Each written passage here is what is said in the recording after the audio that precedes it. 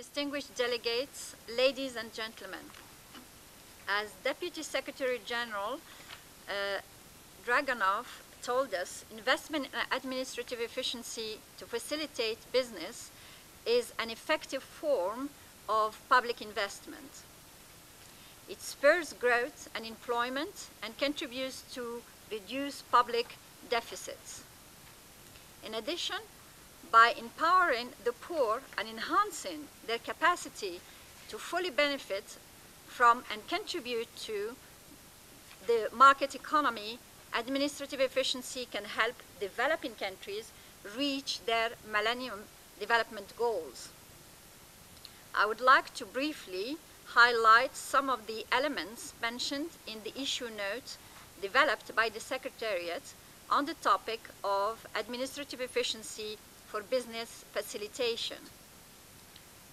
The first question we ask ourselves, what is administrative efficiency?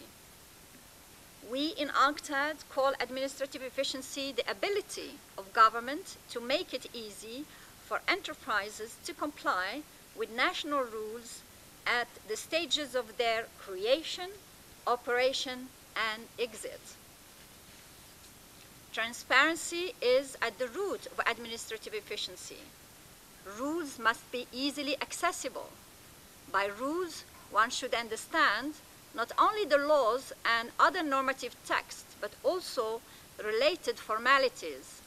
That is to say, processes enterprises have to go through to comply with the rules. This is why promoting the awareness of the rule is probably the first step towards administrative efficiency. Accessibility should also be understood in a proactive way, which has three main implications. Firstly, to be easily understandable, procedures should be presented from the user's point of view, using a simple language and clearly showing the way the user has to follow. Secondly, the right of the user to access the information. That is to say, the obligation for the administration to publicize the information on procedures should be recognized by law and widely advertised. This is a very important issue. Thirdly, information on procedures should be proactively made accessible to the public, using multiple formats and channels corresponding to different segments of investors and entrepreneurs. Besides being transparent, rules should also be as simple as possible. The number of interactions with administrative officers, the number of locations of documents to submit and to obtain, and the corresponding queues and delays should be reduced to the minimum. Transparent and simple procedures become even easier if they can be fulfilled remotely through the internet. This is why e-government is seen as a major tool for administrative efficiency. It improves the accessibility of information and services and the creation of more integrated government services. Now, allow me, Mr. Chairman, to ask Mr. Frank Grosel, who is leading the work on administrative efficiency, to briefly show you a turnkey e-government system that UNCTAD has developed to help developing countries bring total transparency to national investment and business-related procedures. The e-regulation system, which has been installed in 12 countries, as we have heard from Deputy Secretary General Draganov. This system was designed to present online, step-by-step administrative procedures seen from the investor's point of view. Mr. Grosel, you have the floor. The second question I would like to raise is, what are policy approaches to enhance administrative efficiency? Different countries take different approaches to make their procedures simpler and more transparent. Nevertheless, it is possible to identify some common trends. Firstly, adopting a user-centric approach. This is the idea that government rules and procedures must be designed with the needs of the user in mind. A number of interesting principles are derived from this approach, such as the presumption of good faith, the silence is consent rule, and the ask once, use many times principle, which applies to the information requested from the users. Specific attention to small companies is a second important trend. Countries increasingly apply the think small first principle and create specific administrations and specific rules and procedures adapted to the situation of smaller companies. Many countries are now designing special regulations and regimes to facilitate the formalization of small entrepreneurs.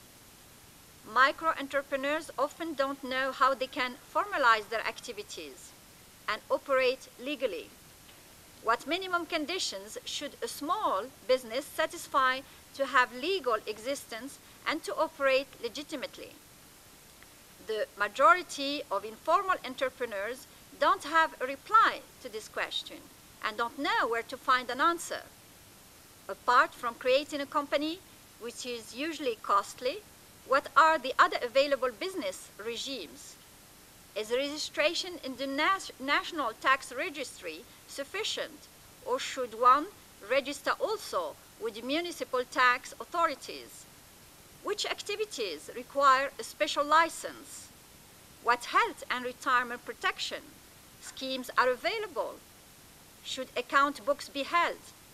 Can an entrepreneur undertake formalities personally, or should he go through a lawyer?